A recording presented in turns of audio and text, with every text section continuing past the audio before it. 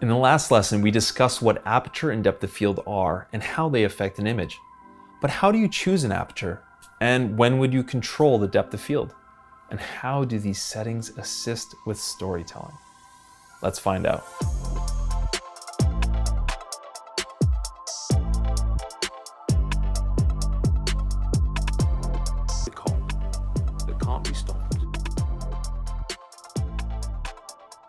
From a storytelling point of view, depth of field has a big impact on how an audience interprets an image.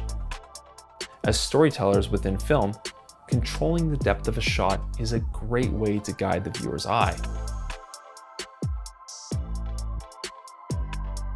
When using a shallow depth of field, the eye is drawn to a very small portion of the frame. You can use this shallow focus to emphasize an important plot point in a story. Shallow depth of field can also bring attention to the emotion or inner world of a character. A tasteful thickness of it. Oh my God. It even has a watermark. And here's one of my favorite scenes from Whiplash. The shallow focus guides the eye to important story points. How the protagonist, Andrew, has poured blood, sweat, and tears. Literally, you can see the blood and sweat on the cymbals, his hands, his head. It's incredible. The insane amount of focus on the instruments and even just the parts of the instruments themselves really communicates to me that it's all about the music. He's willing to sacrifice everything for the music.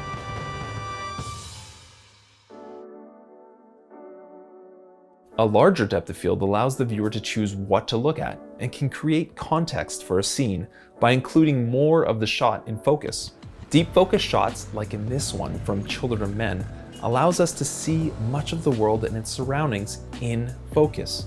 The large depth helps us take in the environment and also allows us to experiment the impact of this explosion, both visually and emotionally. Also, we see in this scene from Austin Powers, the larger depth of field helps sell the comedy. If this scene's background was blurred out, it wouldn't have the same effect. In the movie Full Metal Jacket, we can see the majority of the frame is in detail, including all of the soldiers. This gives a sense of equality, that every soldier in the frame matters. Even when one character is more prominent in the frame, the soldiers in the background are still in focus. Depending on the context of a scene or story, aperture can be used to direct the viewer's eye, helping them focus on important aspects of story and character. So it's great to think about what story you're telling and using that as your guide to choosing which aperture to use. It's also important to note that in different filming situations and with different budgets and gear, changing aperture will differ. In a situation where there is a crew, a focus puller, a truck of lights, man, you have so much more control over your lighting, so you can choose the best aperture for your story.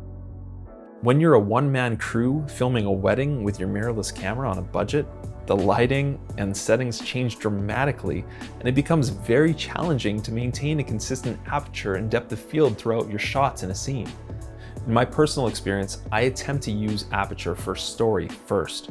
However, if I'm limited by gear, there are situations where I have to make compromises. If I can, I also think about filming in a consistent aperture throughout a scene to have a similar image quality throughout a scene's shots. Sometimes, choosing aperture is purely practical or based on limitations of gear. I move between choosing apertures depending on the situation. I do think about the story, and I do think about where I want the viewer to look. But if I'm in a dimly lit room, I'm gonna open that aperture up as wide as possible to f2.8 or 1.4 to get the camera properly exposed. Or say I'm on a gimbal where lots of movement is happening. Unless there's a good reason for me to shoot with a shallow depth of field, I'm not going to do that. I'm gonna move my aperture up as high as 5.6 or f8 so that more is in focus. It's easier to set my focus on a subject and keep that subject in focus with larger depth of field. So there are practical reasons for choosing aperture as well. If I'm in a situation where I have control over light, I will think about what I want the audience to look at.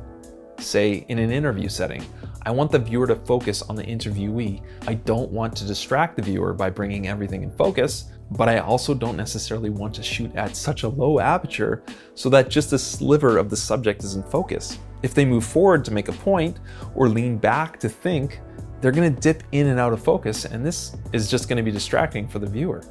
But of course, there are exceptions to this. There's this sort of dance between aiming at using an aperture to assist in your storytelling and using it for practical reasons. So to recap, in this lesson we've learned about how shallow focus brings attention to plot points and the inner world of characters. Deeper focus brings attention to the outer world and our surroundings. We can also use aperture and depth of field for maintaining critical focus and exposing an image properly. Ultimately, we use aperture and depth of field to guide the viewer's eye. In the next lesson, we're going to discuss ISO.